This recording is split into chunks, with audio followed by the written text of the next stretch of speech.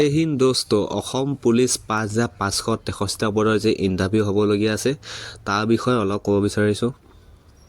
আমাক এইকেইদিনৰ আগতে যি মামাই আমাক ভাষণত কৈছে যে মে' মাহত ইণ্টাৰভিউটো হ'ব। এই মে' মাহটো বুলি ক'লে সকলোৰে মন বেয়া হৈ থাকে, কাৰণ এই মে' মাহটোত আপোনালোকে গম পায় বহুত বৰষুণ বোকাত আপোনালোকে ৰানিং কৰিব লাগিব। তথাপিও আমাক যদি মামাই কৈছে, আশা এটা দিছে যে মে' মাহত হ'ব ইণ্টাৰভিউটো, আৰু হাতত আছে আপোনালোকৰ 4 মাহ। আপোনালোকে এই 4 মাহ কাল বহুত কষ্ট কৰক, ভালকৈ ৰানিং কৰক, প্ৰেক্টিছ কৰক, আপোনালোকে ভাল মাৰ্ক এটা উঠাব চেষ্টা কৰক। আৰু এই 19 জানুৱাৰী বা 26 জানুৱাৰীৰ ভিতৰত আপোনালোকে নিশ্চয় কিবা এটা নহয় কিবা এটা ভাল আপডেট পাব।